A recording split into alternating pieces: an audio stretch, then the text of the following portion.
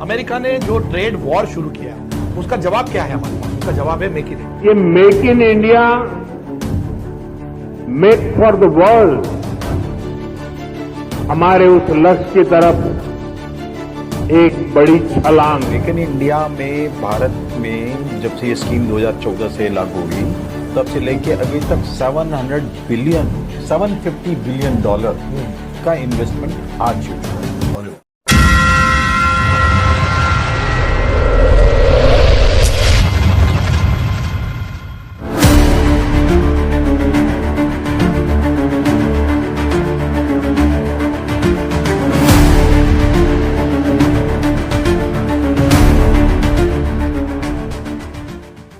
नमस्कार दोस्तों, आपका स्वागत है द रियल स्टोरी में। मैं हूं राजीव शर्मा। अमेरिका ने जो ट्रेड वॉर शुरू किया, हम इसको ट्रेड वॉर इसलिए कह रहे हैं कि जिस तरह से अमेरिकी राष्ट्रपति डोनाल्ड ट्रंप ने भारत पर टैरिफ लगाए हैं और पिछले इतने दिनों से लगातार ये चर्चाएं चल रही हैं, उसका जवाब क्या है हमारे पास? उसका जवाब है मेक इन इंडिया। और मेक इन इंडिया मतलब स्वदेशी उत्पाद अपनाओ और अपने देश में जितने भी कंज्यूमर्स हैं वो अपने ही जितने उद्योगपति हैं उनको सपोर्ट करो। तो स्वदेशी उत्पाद किस तरह से बनाया जाए, किस तरह से आगे मेक इन इंडिया को बढ़ाया जाए, वो एक बहुत बड़ा हथियार है अमेरिकी टैरिफ वॉर से निपटने का। और प्रधानमंत्री ने इस बारे में काफी खुलकर पिछले दिनों कहा भी है। इस पूरे मुद्दे पर क्या स्थिति है, उस पर चर्चा के लिए हमारे साथ है वरिष्ठ IAS, retired IAS Shri Ajatashatru Srivastava ji, जो इसमें उनका काफी अध्ययन है, रुचि रखते हैं। सर, आपका बहुत बहुत जी नमस्कार Rajan ji. Sir, tariff war तो हम इतने दिन से चर्चा कर ही रहे हैं और भारत ने कुछ नहीं कहा उसमें, बहुत ज्यादा सिर्फ इशारों में बात की है। और अब मोदी जी बोले हैं, मोदी जी ने कहा है कि भारत को मेक इन इंडिया की जरूरत है। तो जितने सेक्टर्स में 50% टैरिफ और 50% उस पर जो उन्होंने और डबल लगाया, टोटल 25% करके, उसमें भारत की क्या स्थिति है, भारत का क्या स्टैंड है, उसको कैसे निपटना चाहिए, ये मोदी जी के बयान से क्या समझ में आता है? मैं सबसे पहले तो प्रधानमंत्री जी की इस बात पे तारीफ करना चाहूंगा जी कि मेक इन इंडिया भी टैरिफ वार के बाद में शुरू नहीं किया। हाँ, उन्होंने 2014 में 25 सितंबर 2014 को उन्होंने make in India scheme announce की थी भारत में। ये उनका विजन और उनका फोरसाइटनेस था कि हमको देश को अंततः किस रास्ते पे ले जाना है और इस रास्ते में क्या चुनौतियां आ सकती हैं और उसको कैसे अवसर के रूप में कन्वर्ट करना है और उसकी हमें होमवर्क क्या करना है। तो भारत में बहुत सारी स्कीम्स चली जो कि इसकी तैयारी में 2014 से 2025 के बीच में, यदि आप भारत सरकार की योजनाएं देखेंगे जी जी जी जी, तो मेक इन इंडिया से लेके, स्टार्टअप इंडिया से लेके और स्किल इंडिया से लेके हाँ, जनधन योजना और जो मुद्रा योजना, ये जो सारा योजनाएं थी जी, ये ऐसे किसी मूवमेंट की तैयारी थी कि यदि देश के सामने कभी कोई चुनौती खड़ी हो, कभी कोई अवरोध किसी के द्वारा खड़ा किया जाए, किसी के द्वारा ऑब्स्ट्रक्शन खड़ा किया जाए, तो हम अपने खुद पांव में खड़े होने लायक रहे हैं। ये उनकी फोरसाइटेडनेस थी, उन्होंने जो पहले से समझ लिया था। यदि आप 2014 से लेके अभी तक की स्कीम देखेंगे, जितनी भी भारत सरकार ने की है इंडस्ट्री के संबंध में, स्किल के संबंध में, फिट इंडिया से लेके हर चीज पे जी, ये देश को अपने पांव में खड़ा करने और मजबूत करने की तैयारियां थी। बिल्कुल बिल्कुल। जो आज 2025 में इन योजनाओं का रिलेवेंस, इन योजनाओं का महत्व सबसे ज्यादा समझ में आ रहा है। जैसे आपने मेक इन इंडिया का कहा, मेक इन इंडिया में भारत में जब से ये स्कीम 2014 से लागू हुई तब से लेके अभी तक 750 बिलियन डॉलर का इन्वेस्टमेंट आ चुका है। और बहुत बड़ी बात है। ओके, यदि हम इंडस्ट्रियल प्रोडक्शन की बात करें तो उसका सबसे अच्छा तरीका होता है कि किसी भी ज्योग्राफिकल एरिया में, किसी भी सोसाइटी में इलेक्ट्रिक कंजम्पशन क्या है। बिल्कुल। तो 2014 में भारत में इलेक्ट्रिक कंजम्पशन 1 मिलियन गीगावाट था। 10 साल में ये 1.5 गुना हो गया, 1.5 मिलियन गीगावाट हो गया। तो उसका मतलब ये है कि 2014 में हम जिस जगह पे खड़े थे उससे हमारा इलेक्ट्रिक कंजम्पशन यानी नंबर ऑफ एक्टिविटीज जिसमें एनर्जी यूज होती है बड़ी वो 1.5 गुना बढ़ गई 10 साल के पीरियड। हमने 70-78 साल का हमारा अभी तक का स्वतंत्रता के बाद का समय है, उसमें 68 साल में हम 1 मिलियन गीगावाट कंजम्पशन में पहुंचे थे और लास्ट 10 इयर्स में हम 1.5 मिलियन गीगावाट में आ गए। सिर्फ 2024-25 का यदि एफडीआई देखें तो भारत में 21 बिलियन डॉलर जी का एफडीआई आया। ओके, और ये जो हम जैसे वो उन्होंने इलेक्ट्रॉनिक चिप्स की सेमीकंडक्टर्स की तैयारियां हम पिछले 3-4 साल से 5 साल से सुन रहे थे जी। और उसका प्रोडक्शन भारत में अब इस साल से स्टार्ट भी हो रहा है। असम में, गुजरात में इसकी इंडस्ट्री स्टैब्लिश पहले ही हो गई। ये ट्रेड वॉर तो अभी 15 दिन 20 दिन की बात है ना। जी जी। ट्रम्प कह जरूर रहे थे लेकिन जो एक्चुअल ट्रेड वॉर शुरू हुआ, टैरिफ वॉर शुरू 27 से हुआ है, वो टैरिफ वॉर अभी हुआ है 2 दिन पहले। लेकिन भारत सरकार ने, प्रधानमंत्री जी ने इस चीज को पहले से विजुलाइज करके अपनी तैयारियां शुरू कर दी। हमने अपना डिफेंस प्रोडक्शन बढ़ाना शुरू कर दिया जी। आपको जान के आश्चर्य होगा कि जो पहले हम 3,000-5,000 करोड़ के आसपास डिफेंस प्रोडक्शन होता था, लास्ट ईयर करीब 1.5 लाख करोड़ से ज्यादा का डिफेंस इक्विपमेंट्स का प्रोडक्शन हुआ है और 21,000 करोड़ का तो हमने एक्सपोर्ट कर दिया जी। बिल्कुल राइट। तो हमने जो R&D and technology different sectors में यूज किया है जी। उसका एडवांटेज अब ये है कि हम इस टैरिफ वॉर पे बहुत मजबूती से और बहुत आत्मविश्वास के साथ में खड़े होकर इसको निपट सकते हैं। चुनौती जरूर है, इसमें कुछ हमको और कदम उठाने की जरूरत है, लेकिन हम इस चुनौती को अवसर के रूप में कन्वर्ट कर लेंगे, ऐसा मेरा पूरा विश्वास है। डिफेंस की आपने बात की तो अभी रण संवाद करके एक पूरा सेमिनार हुआ है मऊ में, जिसमें कि सिल्वर डोम, आयरन डोम और गोल्डन डोम की बात हुई है जी। तो ये बहुत बड़ी बात है और 2030 तक 35 तक जो है गोल्डन डोम भारत का तैयार हो जाएगा। आप सोच सकते हैं कि कितना बड़ा प्रोजेक्ट है, किस तरह से भारत को सिक्योर करने की ये जो है पहल है। मैं इसीलिए इस टैरिफ वॉर को लेके कोई बहुत ज्यादा चिंतित, इनिशियल अभी हमें एक झटका लगा है जी। ये शुरू के कुछ समय में लगेगा क्योंकि अब सिनेरियो थोड़ा सा अमेरिका ने जिस तरीके से बिहेव किया है तो ये बहुत स्पष्ट हो गया है कि अमेरिका भारत के उभरते हुए प्रभुत्व और प्रभाव को लेके वरीड है, उसको लेके वो कंसर्न है और उसको वो डेंट मारना चाहता है, उसमें वो पांव फंसाना, टांग अड़ाना चाहता है, वो भारत को उसकी अपनी प्रगति को रोकना चाहता है जी। तो उसके लिए हम तैयार हैं। पर आपको नहीं लगता कि वो चीन के साथ ये करना चाहता था लेकिन चीन थोड़ा आगे निकल गया वो स्थिति से, भारत उस स्थिति पे पहुंच रहा है, वो चाहता है कि भारत को पहले ही दबा दे, तो चीन जो है वो चीन के साथ ऐसा क्यों नहीं कर रहा है? वो जितना मेरे ऐसे अंडरस्टैंडिंग है, मुझे लगता है कि चीन के साथ में वो देर से बेर ऐसा कुछ करेगा जी। लेकिन अभी चीन पे उसके डिपेंडेंसी ज्यादा है, बहुत ज्यादा, इसलिए वो भारत के विरुद्ध कार्रवाई करके एक साथ कई मैसेज देना चाहता है। भारत का सॉफ्ट पावर बहुत ज्यादा इस समय ऑल ओवर वर्ल्ड में है जी, तो उसको वो रोकना चाहता है जी। वो एट द सेम टाइम चीन के साथ में अभी एक सीज फायर करके रखना चाहता है कि हमने क्वाड का जो क्रिएशन हुआ था वो चीन के विरुद्ध में हुआ था। क्वाड का एक इंपॉर्टेंट कंपोनेंट भारत था जी, लेकिन उसने जब भारत के विरुद्ध कार्रवाई की तो उसका मतलब ये है कि क्वाड अब अमेरिका की निगाह में इररिलेवेंट है जी। तो वो चीन के साथ में कहीं ना कहीं एक अंडर टेबल एक रिलेशन रखना चाहता है कि जो अमेरिका में जो अभी electronic equipments and different technology में अमेरिका कुछ चीन के सामने से पीछे हो रहा है। जैसे अभी आपने एआई का देखा था, एआई में अमेरिका में जो डेवलप हुआ उसमें $50 बिलियन से ऊपर का खर्चा हुआ। चीन ने एआई बनाया तो उन्होंने कहा साहब हमने तो सिर्फ $50 मिलियन में बना दिया, $51 मिलियन में बना दिया, तो 100 गुने का अंतर था कॉस्ट का। ऐसे बहुत सारी टेक्नोलॉजी चीन में डेवलप है। ये भी कहा जा रहा है कि जो डायरेक्ट इनडायरेक्ट मैसेज चाइना को देना चाहते थे वो तो दे ही रहे हैं, इसके अलावा अमेरिका को सबसे ज्यादा अगर डर है तो वह ब्रिक्स से डर है, क्योंकि वो एक पैरेलल करेंसी खड़ी करने की कोशिश है।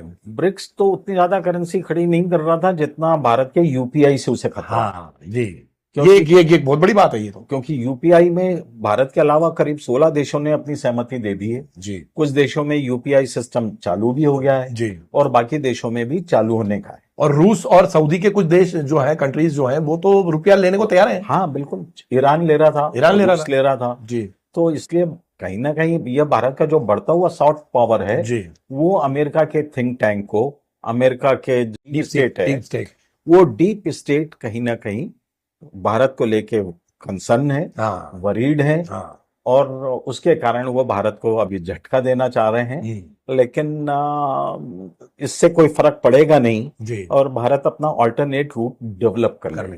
जी। दूसरा ये था कि जो अब चूंकि टैरिफ वॉर चल रहा है तो बांग्लादेश और दूसरे कंट्रीज पे 20% या 15% टैरिफ है, भारत पे 50% है। तो वो अमेरिका चाहता है कि कंपटीशन में भारत अपने आप ही वो सिमट जाए, जबकि भारत जो है दूसरी कंट्रीज तलाश रहा है। यूरोपियन यूनियन चला गया है, ऑल्टरनेट डाइवर्सिफिकेशन, इंडोनेशिया है, वियतनाम है। भारत में अभी आज के ही न्यूज है जी। कि 40 से ज्यादा देशों से भारत ने संपर्क किया अपने बिजनेस का जी डाइवर्सिफिकेशन के जी लिए। जी तो एक्चुअली अमेरिका के साथ में टोटल बिजनेस जैसे 128 बिलियन डॉलर का है, जी जिसमें भारत एक्सपोर्ट कर रहा था करीब 88 बिलियन डॉलर के करीब कर रहा था। उसमें 40 बिलियन डॉलर से ज्यादा वो सामान है जिसको अमेरिका ने टैरिफ से एग्जम्प्ट कर रखा है। जी। तो जो एक्चुअल है वो 48 बिलियन डॉलर के आसपास के मार्केट पे जो अमेरिका को जा रहा है उस पे इफेक्ट है। और उसमें मुख्य रूप से ज्वेलरी है, जेम्स हैं, कपड़े हैं, लेदर है, इस तरीके की चीजों में कुछ मैन्युफैक्चरिंग गुड्स हैं। तो उसका अभी प्रभाव है। भारत उसका कोई डाइवर्सिफिकेशन करेगा डोमेस्टिक कंजम्पशन बढ़ाने के लिए। अभी प्रधानमंत्री जी ने परसों बड़ा प्रेरक भाषण दिया। उन्होंने कहा कि साहब स्वदेशी उत्पाद को आप कंज्यूम करिए, स्वदेशी माल पे जाइए, तो जो भारत का जो प्रोडक्शन है वो डोमेस्टिक उसका कंजम्पशन बढ़े और जो फैक्ट्रीज हैं वो उनको एडवर्स इफेक्ट ना आए, लेबर का अनएम्प्लॉयमेंट ना बढ़े। तो ये चीज उन्होंने डायरेक्शन। प्रधानमंत्री ने तो जिस तरह से हम भाषण सुन रहे थे तो उन्होंने बहुत सारी चीजें ऐसे कही इनडायरेक्टली कि आपके पास जितना पूंजी है वो लगाइए, जो विदेशी कंपनियां यहाँ पे प्रोडक्शन कर रही हैं उनको भी सपोर्ट कीजिए, जो कि हमारे भारत का रिसोर्स यूज कर रही है। बिल्कुल, उन्होंने भारत का मैन पावर यूज कर रही है बहुत स्पष्ट रूप से। और ये भी उन्होंने कह दिया 1 नंबर 2 नंबर लगाइए। तो ये तो मतलब एक फन है उसमें, यानी वो उनका फन था। हाँ। लेकिन उनका जो मेन मोटो है, जो उसका कहने का क्रक्स है सभी तरह का, वो ये है कि आप जब भी सामान खरीदें जी, किसी भी दुकान में जाएं, चाहे आप ऑनलाइन खरीद रहे हैं, ऑफलाइन खरीद रहे हैं, तो आप उससे पूछिए जी कि साहब ये सामान मेक इन इंडिया है, मेड इन इंडिया है, कि मेक इन इंडिया है जी, और यदि है तो ऑर्डर करिए, नहीं है तो मत करिए। ये प्रधानमंत्री। और चाइना के जो पिछले कुछ सालों में चाइना के खिलाफ जिस तरह से एक भारतीयों का एक व्यवहार हुआ देखने को मिल रहा है कि जो बहुत सारी चीजें चाइना से आती थी वो बहुत कम हो गई हैं, खुद व्यापारी नहीं मंगा रहे हैं। बिल्कुल, बहुत सारे खिलौने बंद हो गए, पूजा सामग्री का, यहाँ तक कि झालर, बिजली की झालरें और ये सब आती थी, उनमें कमी देखी गई है। इंडियन प्रोडक्शन बढ़ा है उसमें। बिल्कुल ठीक है, बिल्कुल ठीक है। ये उनकी अपील जो है ये काम भी कर रही है, ऐसा नहीं? बिल्कुल बिल्कुल ठीक है। हमको आगे भी और कुछ थोड़ा सा आगे बढ़ने की जरूरत है जी। आगे हमको और कदम बढ़ाने की जरूरत है, क्योंकि जो यदि हमको दुनिया की तीसरी बड़ी इकोनॉमी बनना है जी, हमको अभी जो हमारा लक्ष्य है 10 ट्रिलियन डॉलर इकोनॉमी का, तो उसमें कुछ हमको और स्टेप लेने की जरूरत है जो भारत सरकार ले रही है, जिसमें वो उद्योग में निजी निवेश प्रोत्साहित कर रहे हैं। कौशल विकास पे भारत सरकार का बहुत सारा जोर है जी। लॉजिस्टिक और बुनियादी ढांचों में सुधार हो रहा है, जितने तरीके के आपने रोज इंफ्रास्ट्रक्चर इंप्रूवमेंट में कि श्रीनगर तक ट्रेन पहुंच गई और जगह जगह रोड, ब्रिज, एयरपोर्ट जी, ये सारी चीजें हो रही हैं। एमएसएमई सेक्टर में टेक्नोलॉजी है, फंडिंग आसान की जा रही है कि बैंक से फाइनेंस आसानी से हो सके, मार्केटिंग में सहायता की जा रही है भारत में भी और विदेश के मार्केटिंग में भी, एम्बेसी के थ्रू उसमें सहायता की जा रही है। और इवन स्टार्टअप्स जो है वो उनको बहुत बड़ा उनकी फंडिंग हो रही है। स्टार्टअप्स को तो बहुत अच्छा, मतलब कि स्टार्टअप्स ने जिस तरह से रिजल्ट्स दिए हैं वो तो बहुत आश्चर्यजनक है कि बिल्कुल बहुत सारे ऐसे स्टार्टअप्स हैं छोटे जो कि बहुत अच्छा काम कर रहे हैं। पॉलिसी रिफॉर्म हो रहे हैं जी, और डाइवर्सिफिकेशन तो वो किया ही जा रहा है। हाँ क्षेत्रीय भागीदारी जिस तरीके से एससीओ में भारत द्वारा और ब्रिक्स में जी जी जी और जिस तरीके से इनिशिएटिव लिए जा रहे हैं, जी जी तो ये एक है कि हम अपने नेबरिंग कंट्रीज में भी अपना कंजम्पशन एंड मार्केट बढ़ाएंगे। जी फॉरेन पॉलिसी में एक इक्विलिब्रियम लाया जा रहा है। जी जी अभी इंग्लैंड के साथ में हमारा फ्री ट्रेड एग्रीमेंट हुआ है, यूरोप के साथ में, यूरोपियन यूनियन के साथ चल रहा है, जी। रूस के साथ में तो हमारा बहुत सारा ईयू बिजनेस के साथ सही तो है। $100 बिलियन का जो पहले ही व्यापार है उतना जो बिल्कुल। बढ़ा हुआ है, अगर उसको उसका मार्केट अगर थोड़ा सा टैप कर लिया तो मैं समझता हूं कि बाकी का तो बहुत ही अच्छा रिजल्ट रहेगा, अमेरिका से बहुत ज्यादा फायदेमंद रहेगा। इकोनॉमिक रिफॉर्म्स हो रहे हैं, हाँ। जुडिशियल रिफॉर्म की बात हो रही है कि जी। जुडिशियल रिफॉर्म भी किए जाएंगे। जी आरएनडी में हमको और बहुत ज्यादा काम करना करने है की, और वो बहुत जोर भी है, प्रधानमंत्री का उसी पर जोर है ज्यादा। आरएनडी में हमको और काम करने की जरूरत है। भारत और चीन का जो सबसे बड़ा अंतर है हाँ वो चीन का आरएनडी R&D है। बहुत स्ट्रांग कर लिया उन्होंने।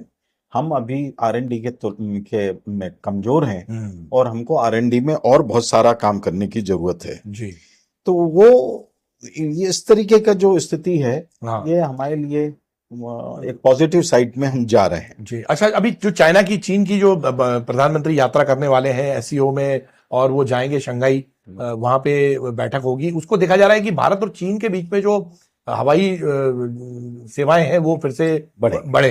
वीजा रिलैक्स कर दिया भारत जी सरकार जी ने। हाँ। तो आपको लगता है कि एक तरफ हम चीन को देखते हैं कि चीन के साथ हमारे संबंध पहले से बहुत अच्छे नहीं रहे, लेकिन ये जो रशिया इंडिया चाइना का एक जो त्रिकोण है और चीन के साथ जिस तरह से संबंध हमारे क्लोज हो रहे हैं, ये उस पर विश्वास किया जा सकता है अभी, क्योंकि चाइना भी इसी स्थिति से गुजर रहा होगा। देखिए, अंतरराष्ट्रीय संबंधों पे आप खुद मजबूत रहेंगे तो सारे देश आपके साथ में। जी जी आप यदि मजबूत नहीं है और फिर किसी दूसरे पे विश्वास करके बात आगे बढ़ा रहे हैं, हाँ तो वो उसका कोई मतलब नहीं। हाँ, जैसे पाकिस्तान करता है, अमेरिका के पास चले जाता है। तो भारत अपने खुद पांव में खड़े होके खुद ऐसा मजबूत करने के लिए अपना सारे स्टेप्स ले रहा है। भारत मजबूत बना रहेगा तो जी। दुनिया के सारे देश लाइन में बने रहेंगे। अगर चीन ईमानदारी से भारत और रशिया के साथ है तो मैं समझता हूं अमेरिका को बीट करने में ज्यादा मुश्किल नहीं है। नहीं, अमेरिका को चीन हमें साथ में आए ना आए, हाँ मैं चीन भारत अमेरिका के साथ में भारत का कितना बिजनेस है? हाँ, $46 बिलियन अल्टीमेटली अमेरिका ने ईरान पे रशिया पे सालों साल से सैंक्शन लगा रखी जी, है, वो जी। देश सरवाइव कर ही रहे हैं ना। बिल्कुल, और ईरान तो आज ऐसी उसके पास टेक्नोलॉजी आज सभी के बराबर है, इक्विवेलेंट है, तो ऐसा कोई है, वो सारे देश पार है, वो सारे देश सरवाइव कर ही रहे हैं। वेनेजुएला पे सैंक्शन है, हाँ राइट। अभी ब्राजील को भी उन्होंने टाइट करने की कोशिश कर रहे हैं। हाँ तो ऐसा नहीं है कि यदि अमेरिका के साथ संबंध बिगड़ गए या उसने टैरिफ बढ़ा दिया तो भारत में सारा हाहाकार मच जाएगा, अंधकार छा जाएगा। ये ऐसा बिल्कुल भी नहीं। ऐसा हमको पैनिक में या घबराहट की कोई जरूरत नहीं है जी। इनिशियल हमारे लिए एक जो अभी तक स्मूथ राइड था उसमें थोड़ा सा ऑब्स्ट्रक्शन आया। इस ऑब्स्ट्रक्शन को दूर करके हम अपने को और आगे ले जा सकते। सबसे अहम बात है जो मोदी जी ने कही है, जो जिस पर वापस चर्चा हुई है और काफी बड़ी अहम बात है, वो उन्होंने कहा है कि मैं अपने किसानों का बुरा नहीं होने दूंगा, मैं अपने छोटे उद्योगों का बुरा नहीं होने दूंगा, मछुआरों का नहीं होने दूंगा। आपको लगता है कि ये रीड है? क्योंकि शेयर मार्केट जिस तरह से फ्लक्चुएट होता है, लोग बोलते हैं अरे शेयर डाउन हो रहे हैं, शेयर मार्केट, लेकिन किसान बहुत बड़ी चीज है। देखिए, सबसे बड़ी किसान है, 80 करोड़ से ज्यादा भारत में किसान परिवार है, किसान है और उनका परिवार है। हाँ, अमेरिका क्या चाह रहा है? अमेरिका चाह रहा है कि साहब agriculture, fisheries, dairy and in सब चीजों में भारत, डिफेंस, इन सब में भारत ओपन मार्केट कर दे, इसमें रिलैक्सेशन दे दे। तो अमेरिका वहां पर किसान को $28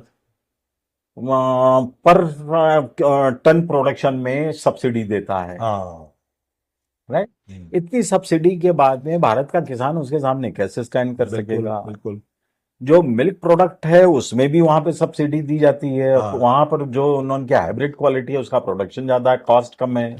प्लस जो सबसे बड़ी चीज है वो हमारे सांस्कृतिक मूल्यों का विरोध है, क्योंकि वहां पर वो अपने जो डेयरी में पशुओं को मीट खिलाते हैं। हमारे यहाँ तो इस चीज की कल्पना भी नहीं की जा सकती। बिल्कुल बिल्कुल। और ऐसे पशु का दूध हमारे यहाँ पे कंज्यूम भी नहीं हो सकता। बिल्कुल, ओके, मार्केट ही बैठ जाएगा। डिफेंस में हम अमेरिका का महंगा और अप्रासंगिक सामान क्यों खरीद रहे हैं? तो अमेरिका और भारत के बीच में संबंध तो इस तनावपूर्ण होने ही थे। आज नहीं, 2 साल बाद होते, 10 साल बाद होते, लेकिन भारत और अमेरिका के इंटरेस्ट क्लैश होना ही है। और व्यापार जोर जबरदस्ती से नहीं किया जाता है। हम बिल्कुल नहीं किया। व्यापार जो है वो और स्टैंडर्ड देख के किया जाता है। ट्रम्प से भी मिस्टेक हुई है, ट्रम्प से बहुत बड़ी मिस्टेक हुई है कि वह भारत के सोशो इकोनॉमिक कंडीशन को अप्रिशिएट करने से चूक गया। अब वो अड़ा हुआ है, उसका इफेक्ट अमेरिका में भी आएगा। उसके वहां पर जो सामान के अलावा जो वहाँ भारत का जो डायस्पोरा जो अमेरिका में इतना ज्यादा उसके विकास में इन्वॉल्व है, उसका एडवर्स इफेक्ट अमेरिका में मिलेगा, पड़ेगा। पड़ेगा। और जो चीजें भारत से जा रही हैं वो अगर वो उस पर टैक्स लगा रहा है तो वहां उनकी जनता को भी महंगाई झेलनी पड़ेगी। हाँ, बिल्कुल झेलनी पड़ेगी। ये तो अच्छी बात है, फार्मा पे नहीं है, लेकिन अगर भारत अपनी कीमतें बढ़ा दे तो फिर क्या होगा? वो लाइफ सेविंग ड्रग्स हैं। हाँ। तो भारत ने कोरोना के पीरियड में भी पूरी दुनिया को दवाइयां बांटी हैं और फ्री में बांटी हैं। ट्रंप ने तो जोर जबरदस्ती की थी कि हमको पहले दीजिए। तो उसने, भारत ने हमेशा इसको मानवतावादी इसमें दृष्टिकोण रखा है। हाँ। इसको लेके कमर्शियल या एक रिवेंजफुल एटीट्यूड भारत ने कभी नहीं रखा। कुल मिला के भारत को लेकर कई बातें उठती हैं कि भारत जो है बहुत सारी बातों पे चुप है, या बहुत सारी बातों पर भारत का रिएक्शन नहीं आ रहा है। तो आपको लगता है कि भारत का जो ये जो कम्युनिकेशन की जिस तरह से स्टाइल है, ये जो स्ट्रेटेजी है, ये बहुत अच्छी है? सही है, बिल्कुल सही है। भारत मैच्योर कंट्री है। ट्रम्प के बारे में आज सब लोग मजाक उड़ा रहे हैं, कितने मीम्स चल रहे हैं उनके। ट्रम्प का हर कोई मजाक उड़ा रहा है। ट्रम्प जब देखो तब टेलीविजन पे बैठे रहते हैं, हर चीज में बोल रहे हैं, फिर पलट जाते हैं, फिर बोल देते हैं, अप्रासंगिक बात बोल देते हैं। उन्होंने कह दिया भारत और पाकिस्तान में 1000 साल का युद्ध है। पाकिस्तान का इतिहास ही 78 साल का है। तो वो कहीं भी कुछ भी बोल रहे हैं। वियतनाम के हेड ऑफ द स्टेट के साथ में उनकी फोन में बातचीत हुई और ट्रम्प ने कह दिया कि वियतनाम हमारे टैरिफ पे सहमत हो गया। अब वियतनाम के प्रेसिडेंट कहते हैं कि साहब हमारी तो कोई टैरिफ पे बात ही नहीं हुई है, कोई ट्रेड डील पे बात ही नहीं हुई। बिल्कुल। तो वो कुछ भी ट्रम्प कुछ भी बोलते हैं। पहले कनाडा को कह रहे थे कि 91वां राज्य बना दूंगा मैं। और ये नाराज है, इसलिए कनाडा नाराज है, यूरोपियन यूनियन की कई कंट्रीज नाराज है उनसे। कनाडा आज 200 साल से एक इंडिपेंडेंट कंट्री है। आप उसको कह रहे हो कि हम 91वां राज्य बना देंगे, भाई कैसे बना दोगे आप? तो मतलब सभी से उनने जो है एक तरह से दुश्मनी ले रखी है, और वो ट्रेड वॉर में एक तरह से सबको ज्यादा उनको कोई सीरियसली नहीं ले रहा। बिल्कुल, क्योंकि उसके पास में एग्जीक्यूटिव ऑर्डर जारी करने का अधिकार है। उसके पीछे एक थिंक टैंक है, AFPI policy, America first policy institute. तो वो उसके पीछे उनको जो एडवाइस कर रहा है वो सब जारी कर रहे हैं। उनकी जितनी मित्र मंडली है, उस मित्र मंडली में एक से एक नमूने लोग हैं। तो उनके बारे में जितनी कम बात की जाए उतना अच्छा है। और उन्होंने जो एप्पल कंपनी को बोला कि आप भारत में प्रोडक्शन ना करो, लेकिन वो रुका नहीं, अभी भी भारत में हो रहा है।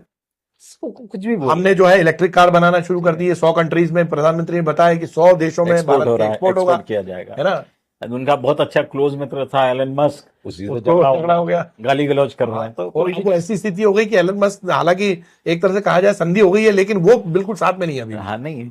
तो इसलिए ट्रम्प की कोई सीरियसली नहीं ले रहा है जी, क्योंकि एक अपने यहाँ की कहावत है कि बंदर के हाथ में उस तरह आ गया है। तो वो सबको घायल कर रहा है और अंततः वो बाद में खुद को भी घायल कर देगा। तो ये बहुत बड़ी बात है कि वो बाद में अंततः खुद को भी घायल करेगा, और ये ट्रम्प का हश्र होने वाला है। तो कुल मिला के सर समअप करें तो भारत में एक तो स्वदेशी अपनाए वाला कैंपेन सरकार किस तरह से चलाए, उनको किस तरह से कन्विंस करे लोगों को, और लोग इसमें किस तरह से कंट्रीब्यूट करें। अब जो सबसे आम आदमी की जो इस समय जो महती जिम्मेदारी है हमारी आपकी सबकी जी, कि हम स्वदेशी उत्पाद पे ही जाएं, चाहे वो बाहर की कंपनी बना रही हो, यानी मेड इन इंडिया हो या मेक इन इंडिया, हम सामान वही खरीदें। हम कोई भी विदेशी प्रोडक्ट ना खरीदें। हम कॉन्फिडेंस लूज ना करें। हमको कोई घबराहट की या परेशान होने की जरूरत नहीं है। हमको ऑल्टरनेट ऑप्शंस सरकार भी तैयार कर रही है, और हमको लोकल मार्केट में भी ऑल्टरनेट तैयार करना है। कुछ लोगों के लिए जरूर तात्कालिक चिंता बनेगी, जिनके कुछ जो अमेरिका के एक्सपोर्ट में कुछ हो सकता है कि कुछ उत्पाद का बंद होंगे, कुछ लोगों के रोजगार में कुछ फर्क पड़ सकता है। लेकिन यदि इकोनॉमी इंप्रूव की अभी भी माना जा रहा है कि ये टैरिफ वार के बाद में इंडिया में यदि कोई एडवर्स इफेक्ट आएगा तो जीडीपी में 0.3% ही हाँ 3 या 4 रहेगा। बस, अमेरिका की ग्रोथ से आज भी हम 5 गुना है। ज्यादा है। ओके, बिल्कुल। अमेरिका की जो ग्रोथ है वो 1% के आसपास है। हाँ हम पहले 6.5 to 7 के बीच में थे, तो हो सकता है 0.2 0.3 के करीब इफेक्ट आए भी, हाँ पर इस बीच में यदि हमने ऑल्टरनेट रूट बना लिया तो हम फिर से अपने उसी मोमेंटम में आ जाएंगे, ऐसा मेरे। तो ये बिल्कुल सही कहा। स्वदेशी को लेकर हमसे बात करने के लिए बहुत बहुत शुक्रिया सर आपका। स्वदेशी अपनाओ और देश को टैरिफ वॉर से आप दूर रख सकते हैं, बचा सकते हैं। इस पूरे मुद्दे पर काफी बहस हो रही है और अमेरिका से कुछ संकेत भी मिले हैं। अमेरिका के कुछ सीनेटर्स ने भारत का पक्ष लिया है, तो कुछ सीनेटर्स ने कहा है कि ये बहुत जल्दी इस तरह की संधि हो सकती है, भारत के साथ बैठ के वो टैरिफ पर डिस्कशन कर सकते हैं। फाइनेंस सेक्रेटरी ने कहा है अमेरिका के कि भारत और हम लोग जिस दिन बैठेंगे उस दिन ये समाप्त हो जाएगा, मतलब इशारा काफी है। और ये भी सुनने को मिला है कि प्रधानमंत्री मोदी ट्रंप के फोन अटेंड नहीं कर रहे हैं। आप समझ सकते हैं कि दोनों तरफ प्रेशर है। स्वदेशी अपनाने की एक तरह से अगर आदत लोगों में बन जाए तो देश में टैरिफ वॉर का कोई असर कहीं नजर नहीं आएगा। आप इस पूरे मुद्दे पर क्या सोचते हैं, अपने कमेंट में अपनी राय जरूर भेजें। और खास तौर पे अमेरिका और चाइना को लेकर अगर आपके मन में कोई विचार है तो हमें जरूर लिखें, हम उस पर आपसे अगले एपिसोड में चर्चा भी करेंगे। हमारे साथ बने रहें, इसके लिए आपका बहुत बहुत धन्यवाद। जय हिंद।